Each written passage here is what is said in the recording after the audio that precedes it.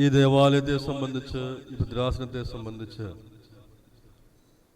പരിശുദ്ധനായ അൽവാരിയോസ് പിതാവിൻ്റെ 101-ാമത്തെ ഓർമ്മ പെരുന്നാളും കൊണ്ടാടുന്ന സമയമാണ്. സ്ലീബാ പെരുന്നാളിന് ശേഷം വരുന്ന വായനകളൊക്കെ യുഗാന്ത്യത്തിൽ ക്രിസ്തു സ്നേഹത്തെ എങ്ങനെയാണ് നമ്മുടെ ജീവിതത്തിൽ കൊണ്ടുവരേണ്ടത് എന്നതിനെക്കുറിച്ചാണ് കർത്താവ് പറയുന്നത്. അവിടെയെല്ലാം ഒരു തിരഞ്ഞെടുപ്പിൻ്റെ സാധ്യതകളാണ് കർത്താവ് ശിഷ്യന്മാരോട് പറയുന്നത്. വിശുദ്ധനായ മത്തായിയുടെ സുവിശേഷം 16-ാം അധ്യായത്തിൻ്റെ 5 മുതൽ 12 വരെയുള്ള വാക്യങ്ങളാണ് ഇന്ന് വായിച്ചു കേട്ടത്. സമവീക്ഷണ സുവിശേഷണത്തിൽ മർക്കോസ് ഏവങ്കേലിയോസ്തായും ഈ വേദഭാഗത്തെക്കുറിച്ച് പരാമർശിക്കുന്നുണ്ട്. ഇപ്രകാരമാണ് അത് ആരംഭിക്കുന്നത്. ശിഷ്യന്മാർ അക്കരയ്ക്ക് പോകുമ്പോൾ അപ്പം എടുക്കുവാൻ മറന്നുപോയി. എന്നാൽ യേശു അവരോട്, നോക്കുവിൻ, പരീശന്മാരുടെയും സാദൂക്യരുടെയും പുളിച്ച മാവിനെ സൂക്ഷിച്ചുകൊള്ളുവിൻ. ഈ വേദഭാഗത്ത് പ്രത്യേകമായി രണ്ട് കാര്യങ്ങളെക്കുറിച്ച് ശ്രദ്ധിക്കണമെന്നാണ് കർത്താവ് പറയുന്നത്. ഒന്നാമത്, നിങ്ങളുടെ ജീവിതത്തിൽ ചിലതിനെയെല്ലാം സൂക്ഷിച്ചു കൊള്ളണമെന്ന്. ഇന്ന് പലപ്പോഴും നമ്മൾ ഓരോരുത്തരും ജീവിക്കുന്ന സാഹചര്യത്തിൽ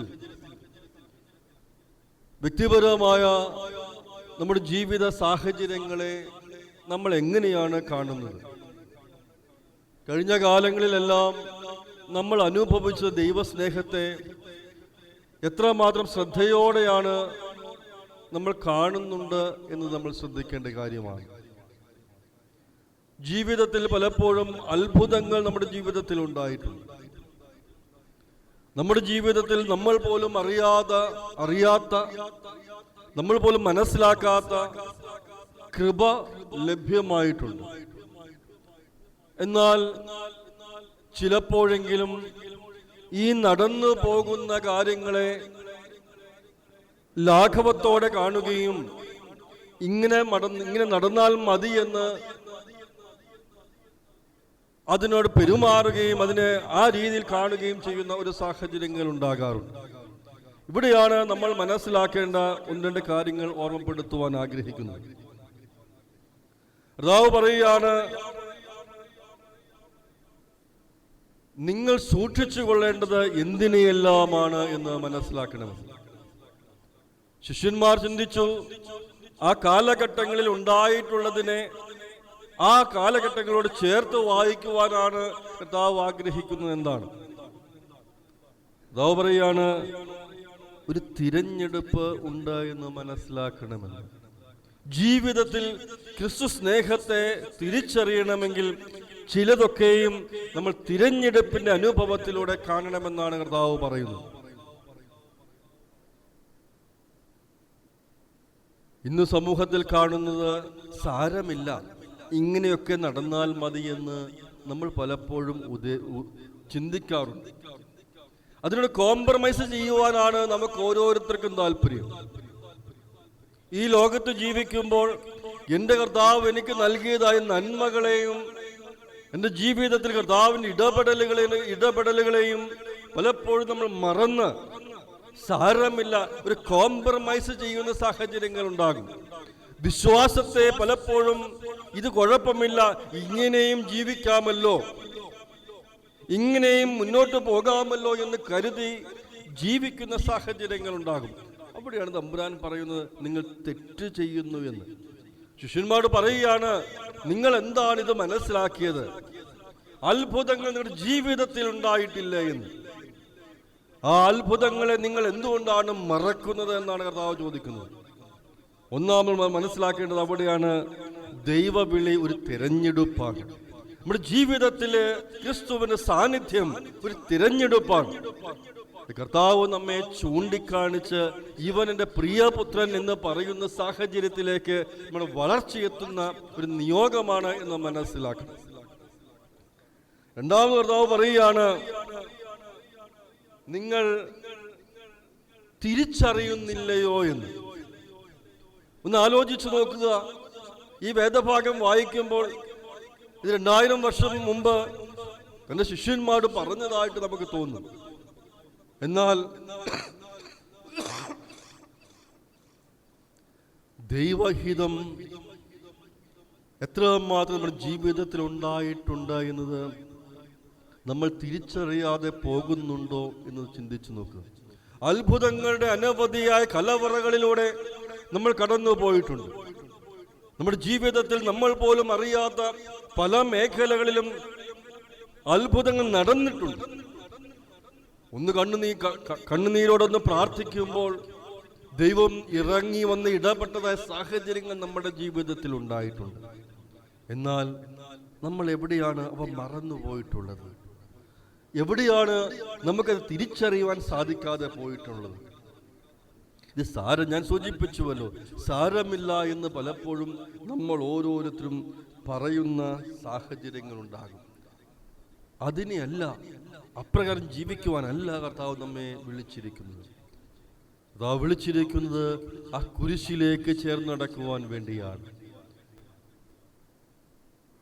അൽവാരിയോസ് പിതാവിന്റെ ഓർമ്മ കൊണ്ടാടുമ്പോഴും നമ്മൾ മനസ്സിലാക്കേണ്ടത് അവിടെയല്ലേ, ആ പിതാവിന് ഈ ലോകം വെച്ച് നീട്ടിയ സൗഭാഗ്യങ്ങളുടെ അനുകൂലമായ സാഹചര്യങ്ങളിലൂടെ നടന്നു പോകാൻ സാധിക്കുമായിരുന്നു.